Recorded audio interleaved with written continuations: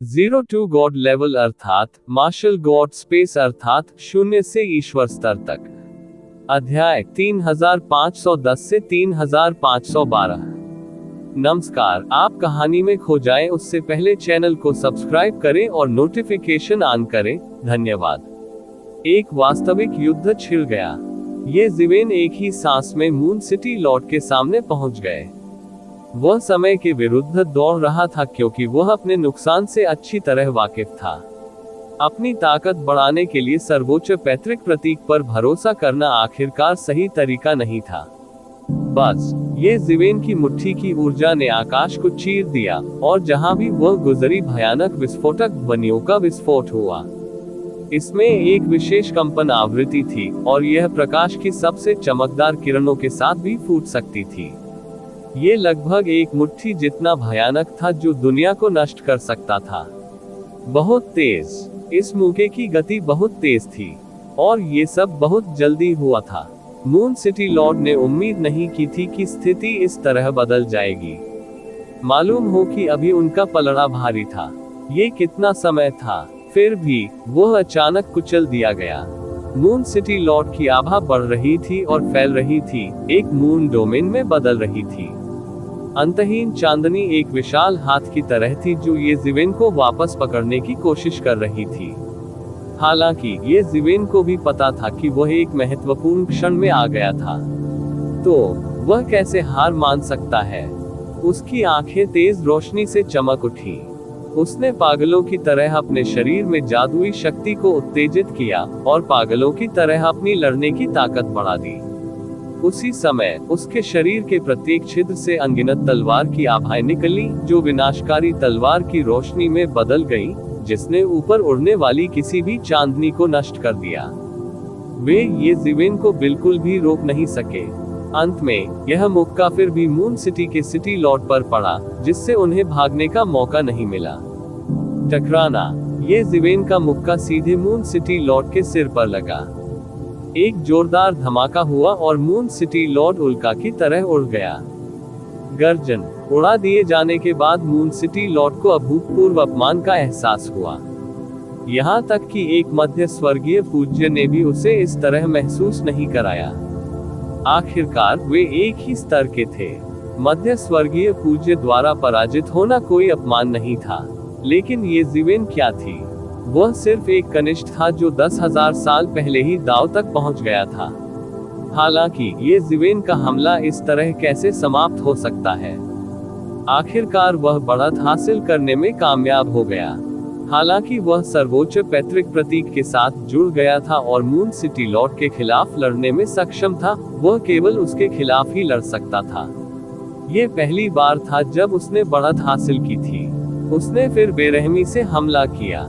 Martial Elder seal उसके शरीर से उड़ गई और बड़ी होती गई जब तक कि वह एक छोटे फॉर्चून दायरे में नहीं बदल गई। ये है, किसी के लिए दाव कलाकृतियों को इस हद तक परिष्कृत करना कैसे संभव है? चंद्रमा नगर के नगर स्वामी को अभी भी उस पर विश्वास नहीं हो रहा था जो उसने अभी देखा था। ये जिवेन ने फॉर्चून क्षेत्र के प्रक्षेपण को अपनी श्रद्धेय मार्शल सील में जोड़ दिया था। ये कुछ असंभव था। यह उनके शरीर के भीतर की आंतरिक दुनिया से अलग था। ये बिल्कुल अलग अवधारणा थी। आंतरिक दुनिया दूसरी दुनिया की नकल थी और इसके भीतर संचालित होने वाले कानून सभी उसके लिए फायदेमंद थे। हालांकि ये कार्रवाई निर्माण क्षेत्र के एक छोटे संस्करण की नकल करने के बराबर थी। संपूर्ण एम्पायरियन दाव आर्टिफैक्ट की शक्ति बहुत बढ़ जाएगी। ये बिल्कुल असंभव था क्योंकि स्वर्गीय दास इसकी अनुमति नहीं देंगे। प्राचीन काल से अब तक केवल गुड फॉर्चून स्वर्गीय भगवान ही गुड फॉर्चून यूनिवर्स आरेख बनाने में सफल हुए थे। फिर भी ये जिवेन ने ऐसा किया था। इस दृष्टिकोण से ये देखा जा सकता है कि ये जिवेन के रहस्य सिर्फ 1 या 2 तक सीमित नहीं थे। सामान्यतया प्रत्येक दिव्य गुरु के अपने रहस्य थे और उनकी आकस्मिक मुलाकातें इतनी अधिक थीं कि उन्हें गिनाया नहीं जा सकता। अपनी खेती की शुरुआत के बाद से उन्हें अनगिनत आकस्मिक मुठभेड़ों का सामना करना पड़ा। वास्तव में ये कहना अतिशयोक्ति नहीं होगी कि पिछले कुछ वर्षों में उनकी हजारों आकस्मिक मुलाकातें हुई।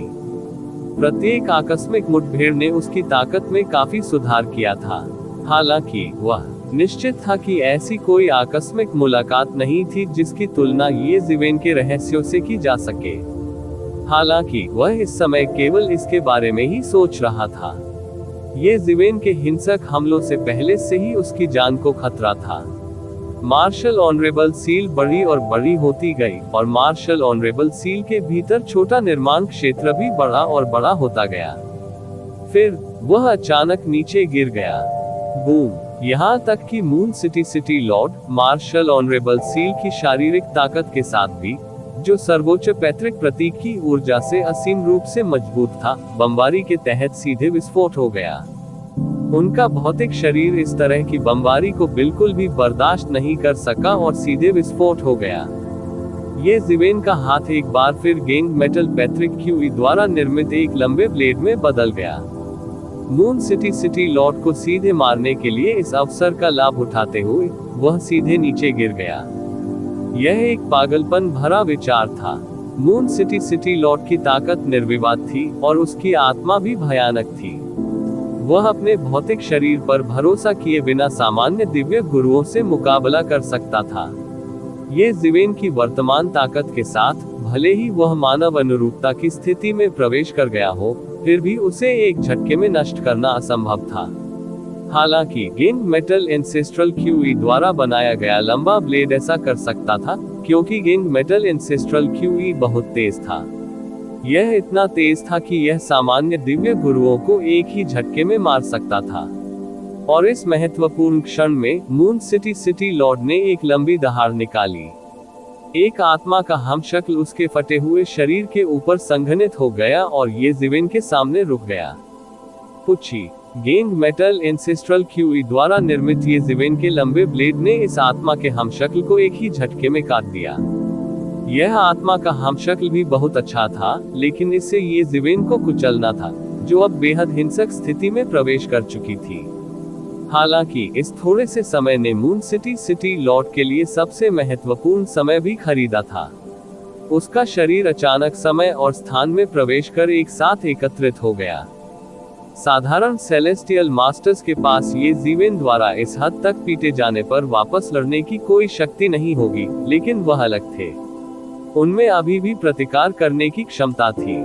बात सिर्फ इतनी थी कि ये ज़िवेन के प्रहार से उसने कम से कम सैकड़ों हजारों वर्षों की खेती खो दी थी। वह हमशक्ल एक जीवन रक्षक अद्वितीय कौशल और जादुई शक्ति थी। इसे विकसित करने में उन्हें कम से कम दसियों लाख वर्ष लगे। जब से उसने इसकी खेती की थी, तब से उसने कभी इसका वास्तविक उपयोग नहीं किया था। उसे उम्मीद नहीं थी कि वह यहाँ मर जाएगा। इन लाखों वर्षों में उन्होंने कुछ नहीं किया, बल्कि इस जीवन रक्षक अद्वितीय कौशल को विकसित करने पर ध्यान केंद्रित किया। ये ज़िवेन की लाखों वर्षों की कड़वी खेती को खत्म करने के बराबर था। ये ज़िवेन द्वारा पहले नष्ट किए गए चंद्रमा के स्टेल्स और उसके भौतिक शरीर के नुकसान के अलावा, कहा जा सकता है कि उसे ये ज़िवेन द्वारा गंभीर चोट लगी थी। तसिक! ये ज़िवेन ने मन ही मन सोचा। उसने वास्तव में उसे भागने दिया। उन्हें उम्मीद नहीं थी कि मून सिटी लॉर्ड के पास जीवन बचाने वाला ऐसा अनोखा कौशल होगा। यह एक जीवन रक्षक जादुई शक्ति थी जो उसके भौतिक शरीर के नष्ट होने के बाद ही स्वचालित रूप से सक्रिय होती थी।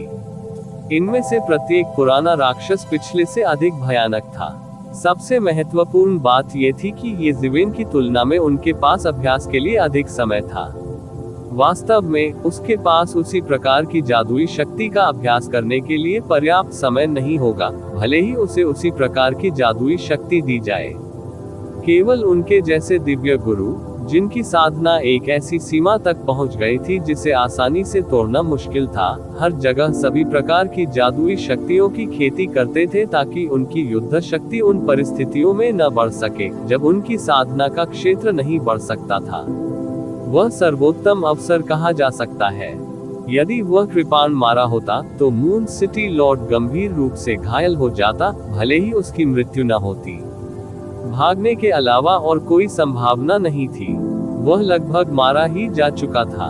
यदि यह समाचार फैल गया तो इसमें कोई संदेह नहीं कि यह एक शाश्वत कथा बन जाएगी।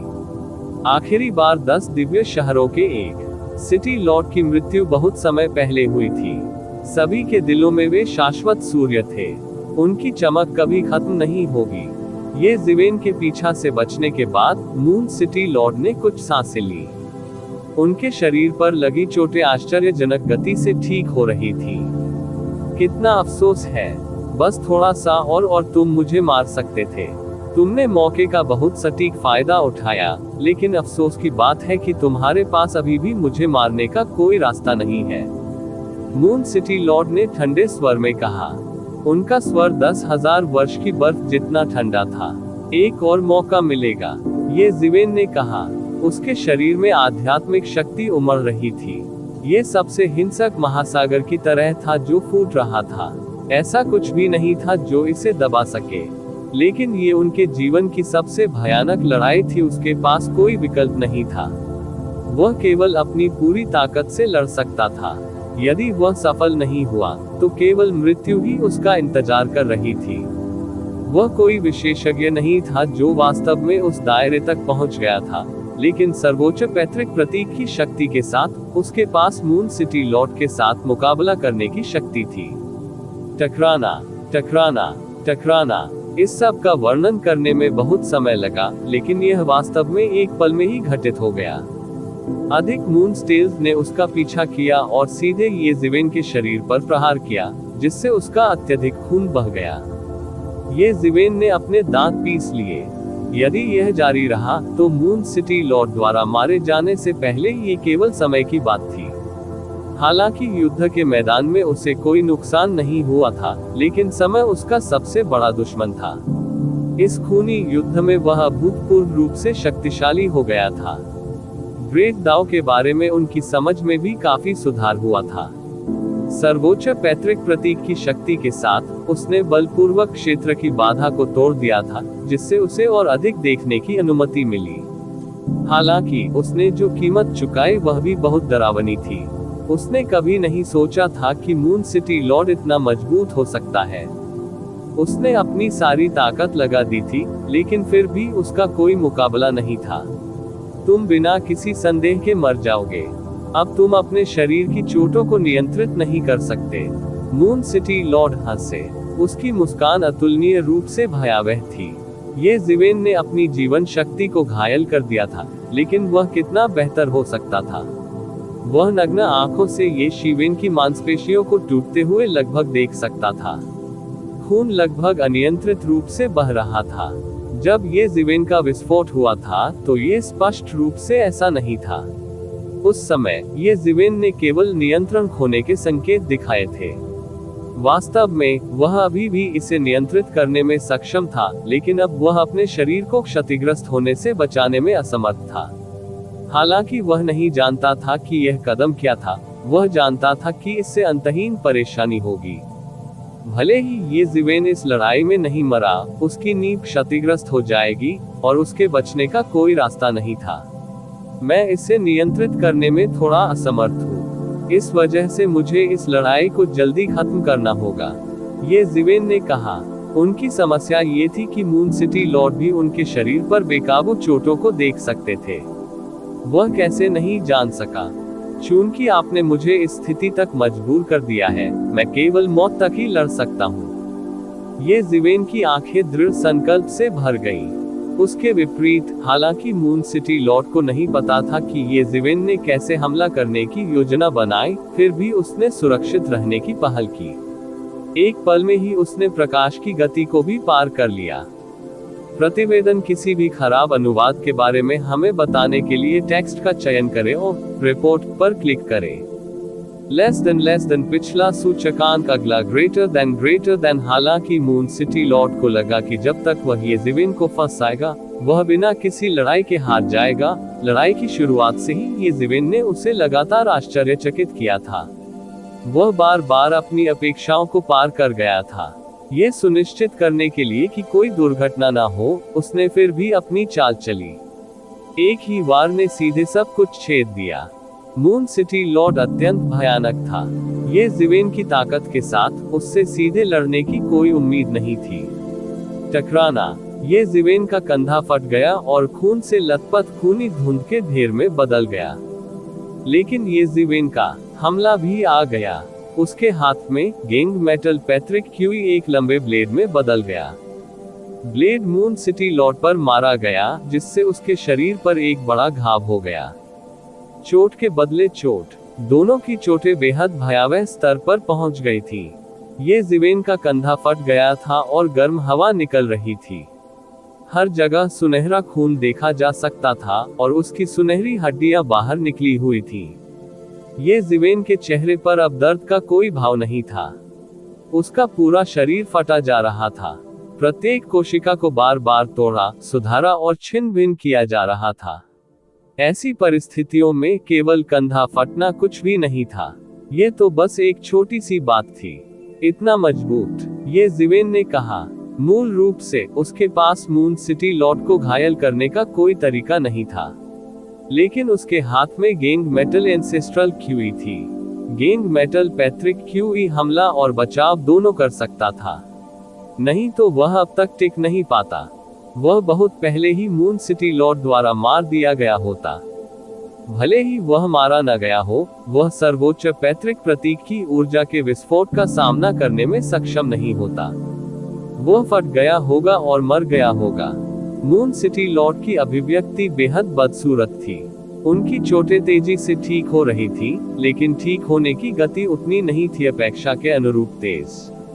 अपनी ताकत के साथ उसे जल्दी से ठीक होने में सक्षम होना चाहिए था, भले ही उस पर किसी भी प्रकार का हमला हुआ हो। लेकिन हकीकत में उनकी रिकवरी बहुत धीमी थी। हालांकि वह अभी भी नग्न आंखों को दिखाई देने वाली गति से ठीक हो रहा था, लेकिन यह उसकी चरम तात्कालिक रिकवरी से बहुत दूर था। इसकी वजह थी ये जीवेन के हाथ में मौजूद लंबा ब्लेड। यदि ये लंबा ब्लेड नहीं होता, तो ये जीवेन उसके लिए घातक खतरा पैदा करने में सक्षम नहीं होता। आखिरकार ये जीवेन की उछाल ही वह ऊर्जा थी जिससे निपटना आसान नहीं था। और यद्यपि उस ऊर्जा से निपटना कठिन था, उससे निपटना कठिन ही था। असली खतरा लंबी कृपाण था। इससे पहले जियो चेन के टुकड़े टुकड़े हो गए थे, जिससे उसका सार घायल हो गया था और अभी तक ठीक नहीं हुआ है। इसके अलावा इस कृपाण में धातु युक्त कानून बहुत अधिक अत्याचारी थे। उन्होंने ऐसे अत्याचारी धातु आधारित कानून पहले कभी नहीं देखे थे।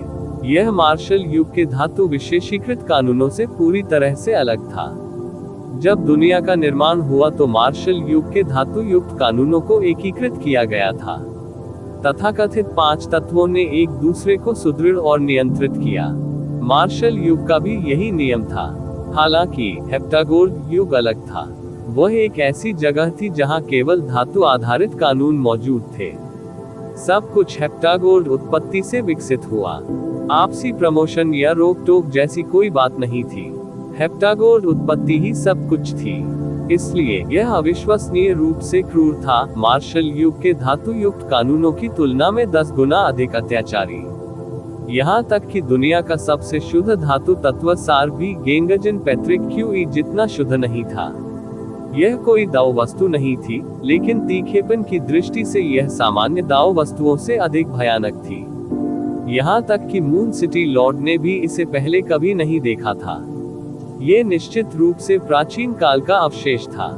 इसके अलावा मून सिटी लॉर्ड ने इस बारे में सोचा कि कैसे मध्य स्वर्गीय आदरणीय हेप्टागोन युग को नष्ट करके फॉर्चून दिव्य राजवंश के उपसम्राट बनकर एक मध्य स्वर्गीय आदरणीय बनने में सफल हुए थे।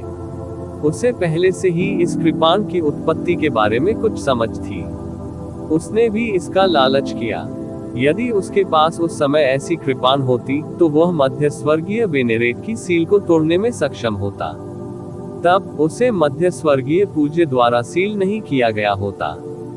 हो सकता है कि वह मध्य स्वर्गीय पूज्य के लिए खतरा पैदा करने और पासा पलटने में भी सक्षम हो। हालांकि अब उनके पास कोई और चारा नहीं था। उसे सबसे पहले ये जीवेन जैसे बड़े खतरे को खत्म करना था। हा, मुझे लगता है कि आप वास्तव में अपने दिमाग से बाहर हैं। ये सोचना कि आप मेरे साथ चोटों का आदान प्रदान करना चाहते हैं। क्या आप मुझे हरा सकते हैं? मून सिटी लॉर्ड दिल खोलकर हंसे।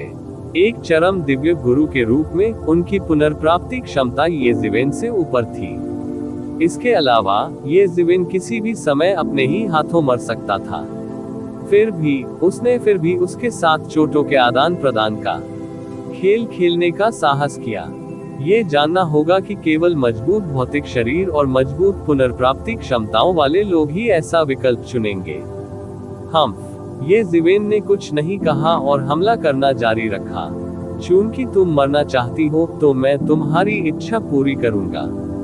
मून सिटी लॉर्ड की लड़ाई की भावना भी बढ़ गई। जब से वह मून सिटी लॉर्ड बना, उसने शायद ही कभी इतनी भयंकर लड़ाई की हो। ये जिवेन ने पहले ही उसके दिल की गहराई में क्रूर लड़ाई की भावना को उत्तेजित कर दिया था। मून सिटी लॉर्ड ने फिर से हमला किया। उसने चमकीले चंद्रमा को अपने हाथ में पकड़ लिया और ये जिवेन का सामना किया। बूम बूम बूम जोरदार धमाके हुए। एक पल में दोनों पक्षों ने हजारों चालों का आदान प्रदान किया।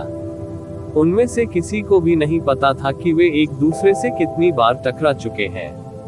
मून सिटी लॉर्ड के हमले बार बार ये जिवेन के शरीर पर पड़ रहे थे, जिससे उसका मांस फट रहा था। हर जगह खून बिखरा हुआ था और हड्डियों के टुकड़े हर जगह उड़ रहे थे। हालांकि उनका पलटवार भी उतना ही तीखा था। गेंद मेटल एंसेस्ट्रल क्यूई से बने एक लंबे ब्लेड पर भरोसा करते हुए उसने बार बार मून सिटी लॉर्ड के शरीर पर बड़े घाव छोड़े। दोनों पक्ष पहले ही लड़ाई में खुद को खो चुके थे।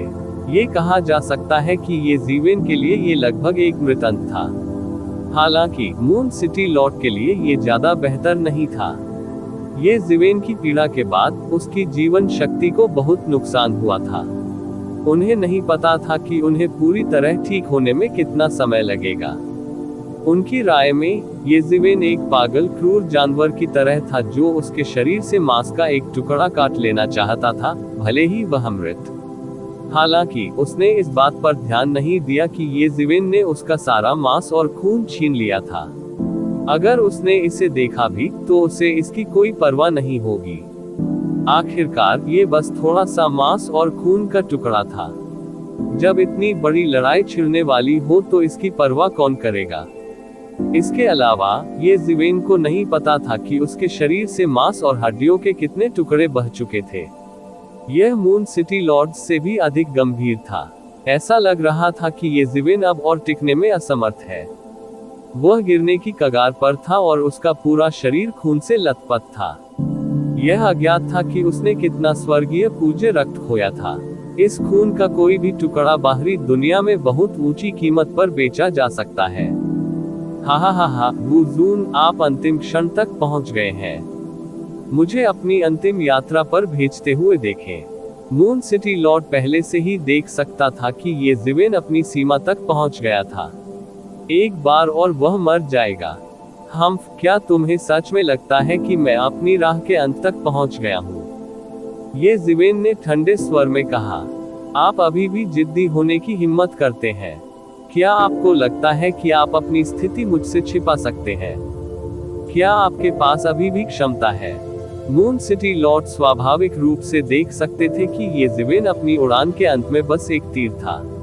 वह जोर से हंसा। हालांकि इस समय उसके शरीर पर अनगिनत घाव थे, फिर भी वह ये जिवेन से कहीं बेहतर था। बेवकूफ, क्या तुमने अभी तक इसे खोजा नहीं है? ये जिवेन के मुंह के कोने पीछे की ओर झुक गए। उसे अतुलनीय दर्द महसूस हुआ, लेकिन फिर भी उसने मुस्कुराते हुए कहा, क्या पता चला? मून सिटी लॉर्ड समझ नहीं सके, लेकिन उन्होंने तुरंत उस समस्या का पता लगा लिया जिसका उल्लेख ये जिवेन ने किया था, क्योंकि उन्हें नहीं पता था कि ये जिवेन कब उनके सामने आ चुकी थी। ये जिवेन द्वारा दोबारा घात लगाए जाने से बचने के लिए पहली बार जब उस पर हमला हुआ था तब से वह ये जिवेन से एक निश्चित दूरी बनाए हुए था।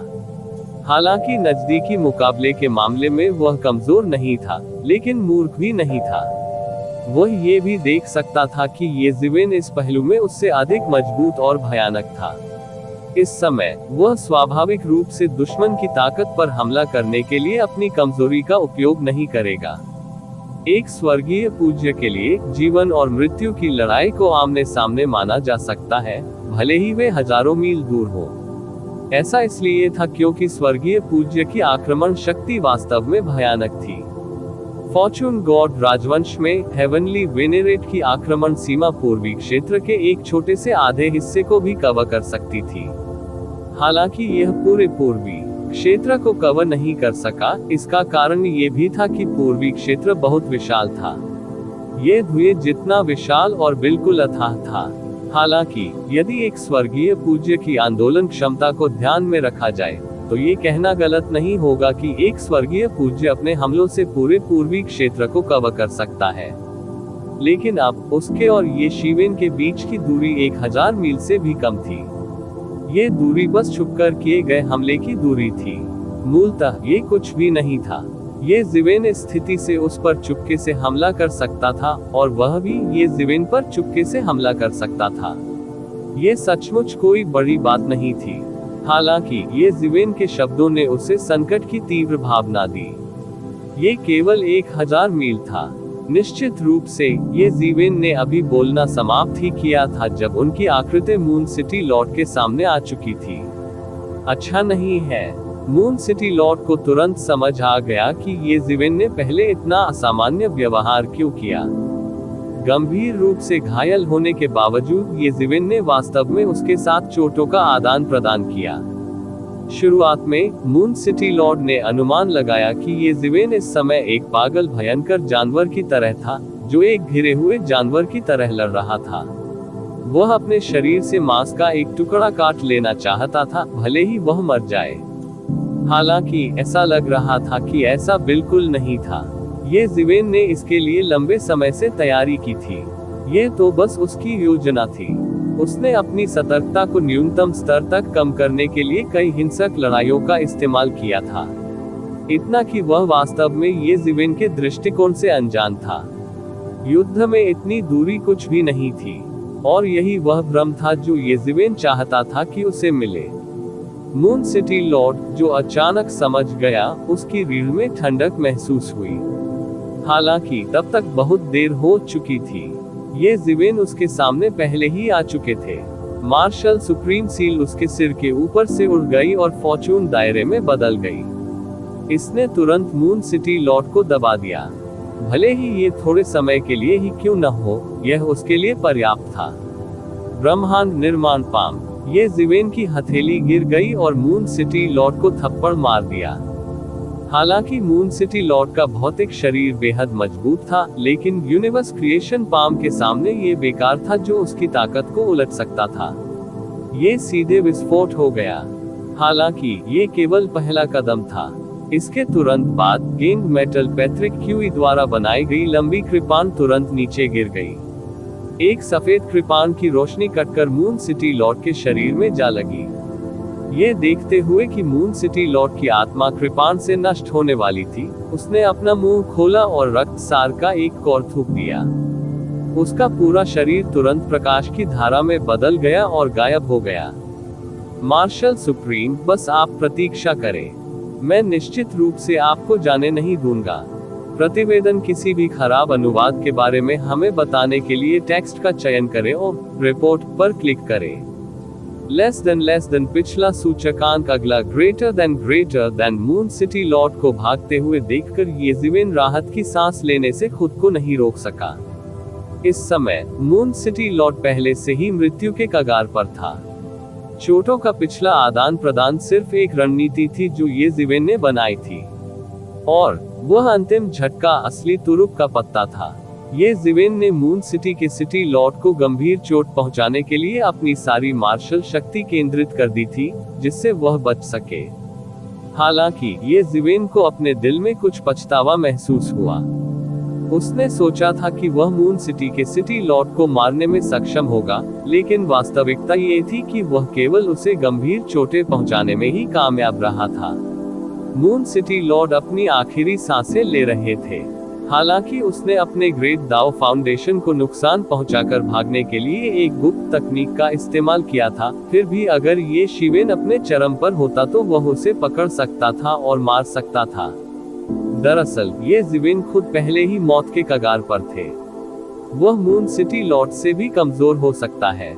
हालांकि मून सिटी लॉर्ड, जो पहले से ही ये ज़िवेन से भयभीत था, पीछे नहीं हटेगा। हालांकि उसने अनुमान लगाया था कि ये ज़िवेन अपनी उड़ान के अंत में एक तीर हो सकता है, लेकिन उसने जोखिम लेने की हिम्मत नहीं की। ऐसा इसलिए था क्योंकि वह पहले भी कई बार गलत निर्णय ले चुका था। हर बार उसने सोचा कि ये ज़िवेन अपनी उड़ान के अंत में एक तीर बन जाएगा और निश्चित रूप से मर जाएगा। हालांकि ये ज़िवेन हमेशा उनकी उम्मीदों से बढ़कर रही। धीरे धीरे वह बिना किसी चोट की स्थिति से मामूली चोटों, गंभीर चोटों और अंततः मरने की स्थिति में चला गया। ये सब ये ज़िवेन द्वारा पूर्व निर्धारित था। ये ज़िवेन के गहरे विचारों ने उसे चौंका दिया। वह ये नहीं देख सका कि ये ज़िवेन के पास कितने तुरुप के पत्ते थे। केवल वही व्यक्ति जिसके तुरुप के पत्तों को देखा नहीं जा सकता था, मून सिटी लॉर्ड को इतना भयभीत कर सकता था। भले ही उसने ये ज़िवेन की मौजूदा स्थिति का कुछ अंदाजा लगा लिया हो, फिर भी उसने वापस लौटने की हिम्मत नहीं की। वह ये भी स्वीकार नहीं करेगा कि वह ये ज़िवेन से डरता था। हफ हफ हफ। ये ज़िवेन जोर से हाँफने लगी। ये पुष्टि करने के बाद कि मून सिटी लॉर्ड वापस नहीं आएगा, उसने राहत की सांस ली। वह, जो मानव एक की स्थिति से हट गया था, बेहद कमजोर महसूस कर रहा था। इस समय उसका शरीर मानो तूफान में बह गया हो। अनगिनत कोशिकाएं फट गईं और उसकी शिरोबिंदुएं अस्त व्यस्त हो गईं। उनके आंतरिक अंगों में बहुत दर्द हो रहा था और उनकी जादुई शक्ति को जुटाना भी मुश्किल हो रहा था। अब उसकी कुशलताएं स्वर्गीय पूज्य क्षेत्र से लगभग गिर रही थी। अतीत में अजेय होने का तो जिक्र ही नहीं, अब लगभग कोई भी स्वर्गीय पूज्य उसे मार सकता है। यहाँ तक कि एक शिखर शाही लॉर्ड के पास भी ऐसी संभावना थी। इतनी गंभीर चोट को उनकी फीनिक्स रिजेनरेशन तकनीक भी कम समय में ठीक नहीं कर सकी। उसके शरीर में अभी भी सर्वोच्च पैतृक प्रतीक की हिंसक ऊर्जा शेष थी। इतने कम समय में इसे हटाना संभव नहीं होगा। आखिरकार उसे समझ आ गया कि स्वर्ग तावीज अमर आदरणीय उस समय इतना कमजोर क्यों था, इतना कमजोर कि चौथे क्षेत्र का दानव आदरणीय भी उसे मौत के कगार तक ले जा सकता था। ऐसा नहीं था कि वह बहुत कमजोर थी, लेकिन सर्वोच्च पैतृक प्रतीक का उपयोग करने के दुष्प्रभाव बहुत बड़े थे। सर्वोच्च पैतृक प्रतीक वास्तव में बहुत शक्तिशाली था, लेकिन दुष्प्रभाव बहुत गंभीर थे। ये ज़िवेन का दायरा बहुत मजबूत था। इसके अलावा उन्होंने 7वीं धातु पैतृक QE को परिष्कृत किया था, नहीं तो उसका शरीर फट जाता और उसकी मौत हो जाती। कुछ देर आराम करने और कुछ आध्यात्मिक शक्ति प्राप्त करने के बाद ये ज़िवेन ने तुरंत इस जगह को छोड़ने का फैसला किया। उसे इस बात का डर नहीं था कि आसमान में भरा खून अराजकता में खूंखार जानवरों को आकर्षित करेगा, क्योंकि उसे डर था इसे पहले ही पुनर्प्राप्त कर लिया गया है। विशेषकर उनकी अपनी प्रत्येक बूंद को निखारने में 100 वर्ष लगे। ये बहुत कीमती था। मून सिटी लॉर्ड का रक्तसार भी बहुत कीमती था। प्रत्येक बूंद में भारी मात्रा में ऊर्जा थी। बचे हुए रक्तसार में से कुछ पहले से ही एक सामान्य स्वर्गीय आदरणीय के रक्तसार की तुलना में बहुत अधिक ऊर्जा थी। स्वाभाविक रूप से ये ज़िवेन ने विश्व वृक्ष को पानी देने के लिए इसका उपयोग करने में संकोच नहीं किया। विजेता के लिए युद्ध क्षेत्र को साफ करना ही सही था। ये ज़िवेन और मून सिटी लॉर्ड के बीच लड़ाई से निकलने वाली भयानक आभा अराजकता के क्रूर जानवरों को डराने के लिए पर्याप्त थी। लंबे समय तक ये स्थान उनके लिए निषिद्ध क्षेत्र बन जाएगा। वे इसके पास जाने की हिम्मत नहीं करेंगे। यह उल्लेख करने की आवश्यकता नहीं है कि व्यापक कानून विभिन्न मार्शल आर्ट हमलों में बदल गए जो पूरे युद्ध क्षेत्र में गश्त करते थे। ऐसा लग रहा था मानो ये ज़िवेन और मून सिटी लॉर्ड के बीच लड़ाई अभी भी जारी थी। ये कभी नहीं रुकेगा। यह उलझा रहेगा और अनंत काल तक लड़ता रहेगा। वे अतीत में अपने पूर्ववर्तियों की तरह थे। एक महान युद्ध ने एक चिरस्थायी युद्ध क्षेत्र छोड़ दिया। यदि खूंखार जानवर घुस आए तो निस्संदेह वे मर जाएंगे। उनका जीवित रहना असंभव था। अनगिनत वर्षों के बाद ये स्थान एक अत्यंत खतरनाक स्थान के रूप में विकसित हो सकता है और भावी पीढ़ियों के अन्वेषण का लक्ष्य बन सकता है। जैसे जैसे उन्होंने किंवदंतियों का पता लगाना जारी रखा, उन्होंने पहले से ही भविष्य की पीढ़ियों के लिए किंवदंतियों और मिथकों को छोड़ना शुरू कर दिया था। हालांकि ये ज़िवेन को पता था कि मून सिटी लॉर्ड और स्कारलेट सर्प दानव आदरणीय पहले ही सेना में शामिल हो चुके हैं। हालांकि मून सिटी लॉर्ड को भागने के लिए मजबूर होना पड़ा। स्कारलेट सर्प दानव आदरणीय अभी भी सुरक्षित था। यदि ये जीवेन रुकना जारी रखता, भले ही उसे अराजकता के क्रूर जानवरों द्वारा परेशान नहीं किया जाता, स्कारलेट सर्प दानव आदरणीय से मुठभेड़ की संभावना निश्चित रूप से 100% थी। हालांकि ये जीवेन इस अराजकता में कुछ हद तक खो गया था। भागते भागते वह न जाने कहां अफरा तफरी में फंस गया। अराजकता की कोई दिशा नहीं थी। ऊपर नीचे, बाएं दाएं, उत्तर दक्षिण पूर्व पश्चिम, इनमें से कोई भी दिशा यहाँ विद्यमान नहीं थी। ये जीवेन अपनी दिशा निर्धारित करने के लिए केवल मार्शल युग के स्थान का उपयोग कर सकता था। हालांकि वह अब मार्शल युग के स्थान को महसूस नहीं कर सका। एक और ये वास्तव में इसलिए था क्योंकि वह पहले बहुत दूर तक दौड़ चुका था। स्वर्गीय आदरणीय मार्शल युग की विपरीत दिशा में पूरी गति से दौड़ रहे थे। समय की यह अवधि उसके काफी दूर तक दौड़ने के लिए पर्याप्त थी। दूसरी ओर वह अब बहुत कमजोर हो गया था। उनकी जादुई शक्ति उनके चरम का 1% भी नहीं थी। ये पद पहले से ही उनकी सीमा से बाहर था। चाहे कुछ भी हो, सबसे पहले इस जगह को छोड़ना सबसे जरूरी है। ये जीवेन एक के साथ विलय की स्थिति से बाहर निकल गए। उनकी बाहरी चोटें अधिकतर ठीक हो चुकी थीं। बाहर से देखने पर ऐसा लग रहा था कि वह अपने सामान्य स्वरूप में लौट आया है। हालांकि केवल वही जानते थे कि उनकी आंतरिक चोटें कितनी गंभीर थीं। ये जीवेन को गए अभी आधा दिन भी नहीं बीता था कि एक आकृति आसुरी ऊर्जा के साथ पूरे आकाश में घूम गई। युद्ध के मैदान में दोनों पक्षों के बचे खुचे हमले और सिद्धांत इस व्यक्ति के सामने कुछ भी नहीं थे। आंखों की वह जोड़ी अत्यधिक शक्ति और दुष्टता को प्रकट करती थी। यदि ये जीवेन यहाँ होता, तो वह पहचान लेता कि यह व्यक्ति कोई और नहीं बल्कि स्कारलेट सर्प दानव श्रद्धेय था। सब कुछ वैसा ही था जैसा ये शिवेन को उम्मीद थी। मून सिटी लॉर्ड के भाग जाने के बाद वह स्कारलेट सर्प दानव बेनेरेट में भाग गया। स्कारलेट सर्प दानव बेनेरेट अभी अभी सन सिटी लॉर्ड के घेरे से भाग निकला था और उसकी कुछ नींव को नुकसान पहुंचाया था। हालांकि जब उसने मून सिटी लॉर्ड को इस अवस्था में देखा, तब भी वह चौंक गया।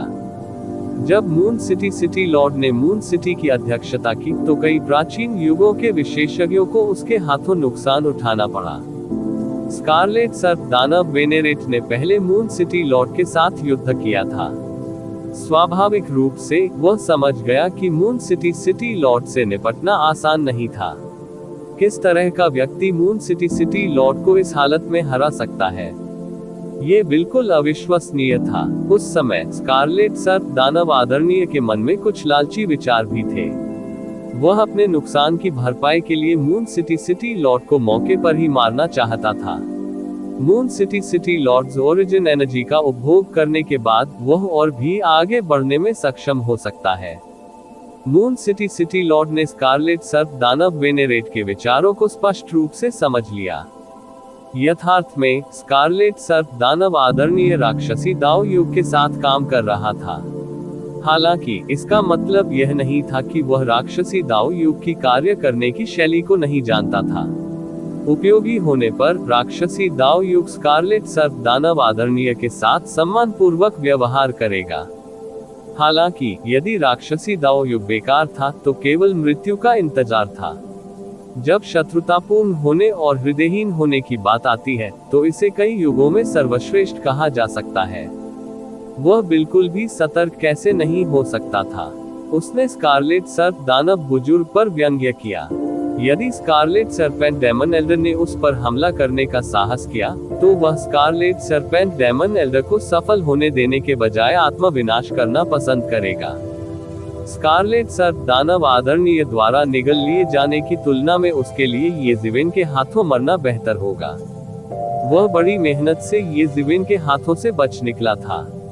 हालांकि वह नहीं चाहता था कि स्कारलेट सर्प दानव आदरणीय द्वारा निगल लिया जाए। स्कारलेट सर्प दानव आदरणीय ने मून सिटी के सिटी लॉर्ड का दृढ़ संकल्प भी देखा। वह जानता था कि उस स्तर के व्यक्ति में कम से कम इतनी इच्छा शक्ति तो होगी ही। उसने आक्रमण करने का विचार तुरंत त्याग दिया। इसके अलावा मून सिटी का सिटी लॉर्ड वह व्यक्ति था जिसके बारे में राक्षसी पथ युग के साम्राज्यों ने चर्चा की थी और उसे बचाने का आदेश दिया था। उसे एक बेंचमार्क माना जा सकता है। इससे अन्य युगों के लोगों को उनके साथ काम करने और उन पर भरोसा करने के लाभ देखने को मिलेंगे। यदि अब उन्होंने उसे मार डाला तो राक्षसी युग की प्रतिष्ठा धूमिल हो जाएगी। ऐसा इसलिए था क्योंकि मून सिटी के सिटी लॉर्ड कोई साधारण संप्रभु सम्राट या साम्राज्यवादी नहीं थे। वह मर गया तो ऐसा ही हो, किसी को परवाह नहीं होगी। वह एक सुपर विशेषज्ञ थे जिनके नाम ने अनगिनत युगों को हिलाकर रख दिया था। पूरे मार्शल युग में उनके जैसे बहुत से लोग नहीं थे। ऐसे व्यक्ति को भी राक्षस पथ युग ने मार डाला। उस समय राक्षसी पथ युग पर भरोसा करने का साहस कौन करेगा? ये राक्षसी पथ युग की रणनीति के अनुरूप नहीं होगा। इसलिए स्कारलेट सर्प दानव आदरणीय भी केवल हार ही मान सकता था। हालांकि स्कारलेट सर्प दानव आदरणीय को मून सिटी के सिटी लॉर्ड से पता चला कि जिस दूसरे व्यक्ति से उसने लड़ाई की थी वह ये जिवेन था, जो गंभीर रूप से घायल हो गया था और मृत्यु के कगार पर था। हालांकि स्कारलेट सर्प दानव आदरणीय के मन में ये जिवेन के बारे में गहरी छाप नहीं थी, लेकिन एक बात थी जो ये जिवेन के बारे में उनकी राय बदलने के लिए पर्याप्त थी। ये सोचने के लिए कि अहंकारी मून सिटी के सिटी लॉर्ड को ऐसी स्थिति में पीटा गया था। यदि स्कारलेट सर्प दानव आदरणीय ने इसे स्वयं नहीं देखा होता तो उसे इस पर विश्वास नहीं होता। ऐसा व्यक्ति सरल कैसे हो सकता है? ये जिवेन निश्चित रूप से भविष्य में मार्शल युग का एक प्रमुख पात्र बन जाएगा। इससे स्कारलेट सर्प दानव आदरणीय ये जिवेन को मारना चाहता था। उसने तुरंत ही मून सिटी के सिटी लॉर्ड को सांत्वना दी और सिटी लॉर्ड की देखभाल के लिए दानवों को अपने अधीन कर लिया। फिर वह व्यक्तिगत रूप से उस स्थान पर पहुंचे जिसे मून सिटी के सिटी लॉर्ड ने संकेत दिया था। यदि ये जिवेन अभी तक नहीं गया होता तो वह ये जिवेन को मार डालता और एक ही झटके में इस समस्या का समाधान कर देता। दुर्भाग्य से ये जिवेन इतना मूर्ख नहीं था कि पीछे रहकर स्कारलेट सर्प दानव आदरणीय को उसे मारने दे। इसलिए जब स्कारलेट सर्प दानव आदरणीय पहुंचे तो वह केवल ये देख सके कि दोनों पक्षों के बीच लड़ाई से संपूर्ण प्रारंभिक अराजकता गड़बड़ हो गई थी। लड़ाई के निशानों और आकाश में उड़ते दिव्य नियमों से स्कारलेट सर्प दानव आदरणीय कल्पना कर सकता था कि दोनों पक्षों के बीच लड़ाई कितनी तीव्र थी। स्कारलेट सर्प दानव आदरणीय निशानों से लड़ाई के कुछ हिस्सों का स्पष्ट अनुमान भी लगा सकता है। ये जिवेन से उसका डर बढ़ता ही जा रहा था। उसने ऐसी गुप्त तकनीक का इस्तेमाल किया, इसलिए वह गंभीर रूप से घायल हो गया होगा। वह ज्यादा दूर नहीं जा सका। मेरे आदेशों को पारित करें। राक्षसी पथ युग युद्ध क्षेत्र में लोगों को मुख्य सड़कों पर तैनात करने की व्यवस्था करें। एक बार जब उन्हें एक मार्शल आदरणीय मिल जाए, बिना किसी सवाल के उसे तुरंत मार डालो। स्कारलेट सर्प दानव आदरणीय ने अपना हाथ लहराया और एक ताबीज उड़ गया। इसने उसकी इच्छा पूरी की और प्रारंभिक अराजकता में प्रवेश किया। स्कारलेट सर्प दानव आदरणीय युद्ध के मैदान पर दृढ़ता से खड़ा था जहां दोनों लड़े थे। उसकी आंखें तेज रोशनी से चमक उठी। कोई नहीं जानता था कि वह क्या सोच रहा है। प्रतिवेदन किसी भी खराब अनुवाद के बारे में हमें बताने के लिए टेक्स्ट का चयन करें और रिपोर्ट पर क्लिक करें। लेस देन पिछला सूचकांक, अगला ग्रेटर देन। इसी प्रकार के अपडेट्स लेते रहने के लिए हमारे चैनल ऑडियो बुक्स 108 को सब्सक्राइब करें और नोटिफिकेशन ऑन करें। धन्यवाद।